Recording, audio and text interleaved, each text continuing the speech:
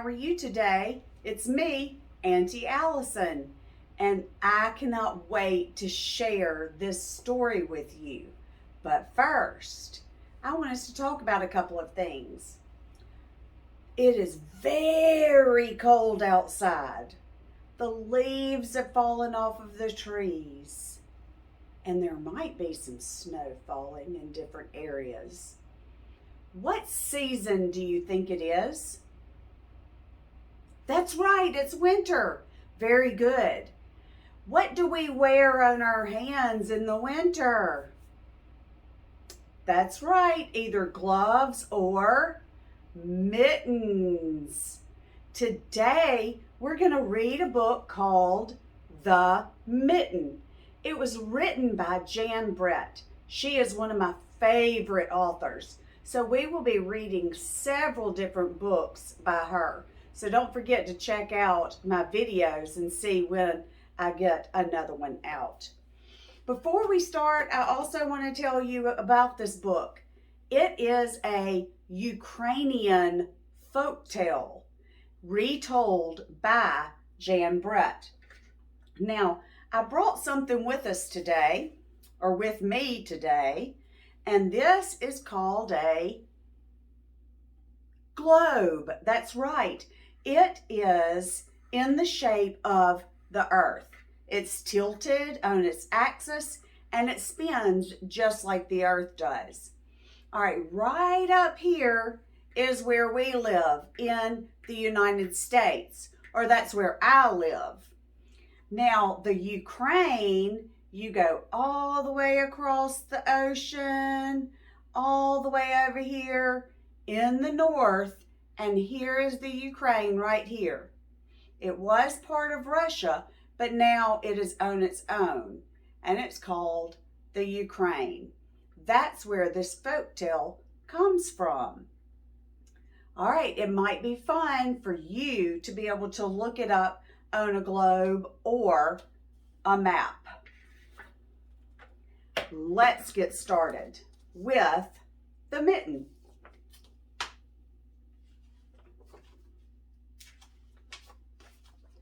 Once there was a boy named Nicky who wanted his new mittens made from wool as white as snow.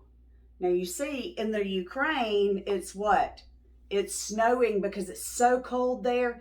It's near the North Pole. And then don't forget to look at the sides, at the pictures that she has on the sides, because they tell you something about what is coming up. At first, his grandmother, Baba, did not want to knit white mittens. "If you drop them in the snow," she warned, "you'll never find it." Why would he never find it? That's right, because snow is white and so are the mittens. But Nicky wanted snow white mittens, and finally Baba made them.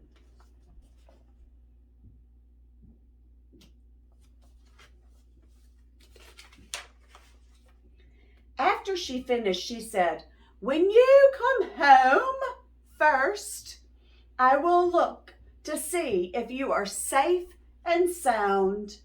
But then I will look to see if you still have your snow white mittens." So off Nicky went, and it wasn't long, until one of the mittens dropped in the snow and was left behind. It's going to be hard to see, isn't it? Do you see it right there?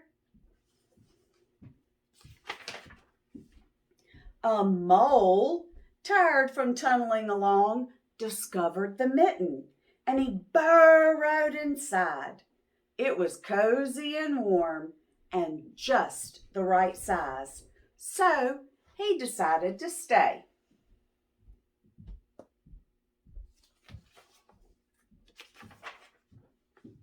A snowshoe rabbit came hopping by. He stopped for a moment to admire his winter coat. It was then that he saw the mitten, and he wiggled in, feet first.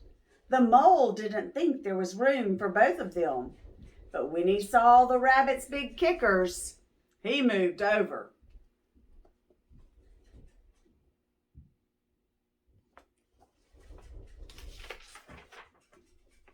Next, a hedgehog came snuffling along.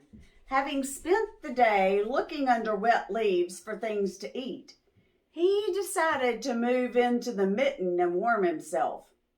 The mole and the rabbit were bumped and jostled, but not being ones to argue with someone covered with prickles, they made room. Oh my goodness. Now there are 3 animals in there. As soon as the hedgehog disappeared into the mitten, a big owl, attracted by the commotion, swooped down.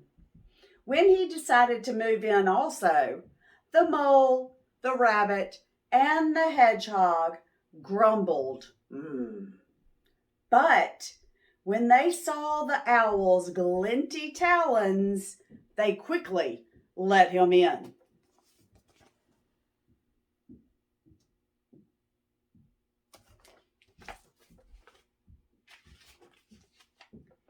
Up through the snow appeared a badger.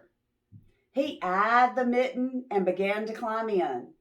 The mole, the rabbit, the hedgehog, and the owl were not pleased. There was no room left. But when they saw his diggers, they gave him the thumb. So they let him move into the thumb of the mitten.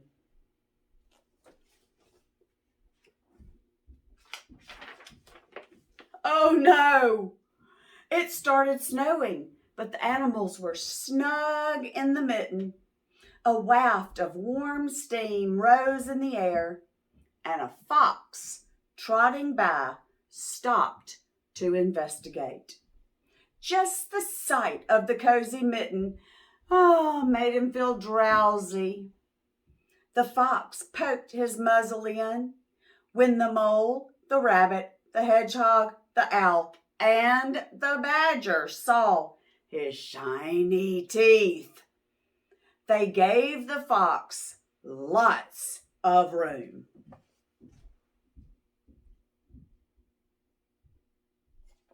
I do not think they wanted to be eaten. A great bear lumbered by. He spied the mitten all plumped up.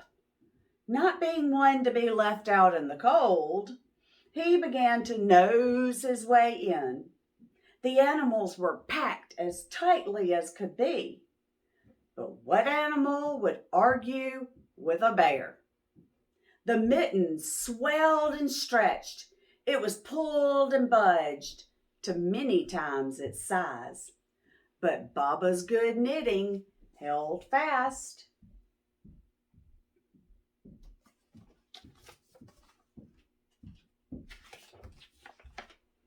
Along came a meadow mouse, no bigger than an acorn. She wriggled into one space left and made herself comfortable on top of the great bear's nose. Do you see her?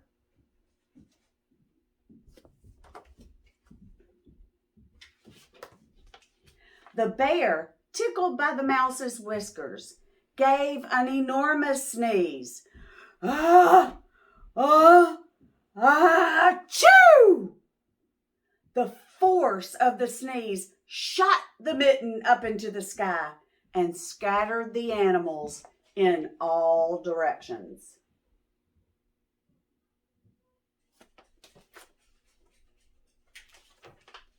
On his way home, Nicky saw a white shape in the distance. Ooh, it was his lost mitten silhouetted against the blue sky.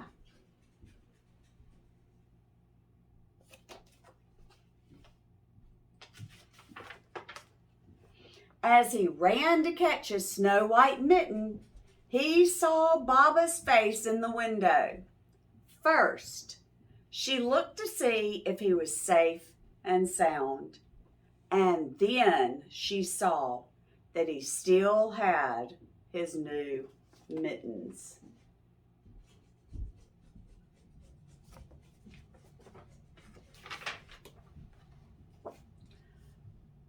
What has happened to the other mitten? Look at it. It's huge. It grew because of all the animals. That's right. Can you believe that all those animals fit inside the mitten? I know. I can't either. All right, boys and girls. Some activities that would really be fun is looking up those animals that were in the story. There are really interesting facts about all of those animals. And I will leave some links below that will help you to research those animals. I'm going to also leave some vocabulary words because there were some big words in here that were important that you are going to need to know. All right, the last thing that I need to tell you is look for other videos. Sophie came to join us. And Puggers. Look for other videos that are going to be on my website because I'm going to be doing several activities with the mitten that I think will be really fun for you. And if you get somebody to help you find the supplies, you should be able to do them on your own. Boys and girls, happy winter. Have a great day. Bye.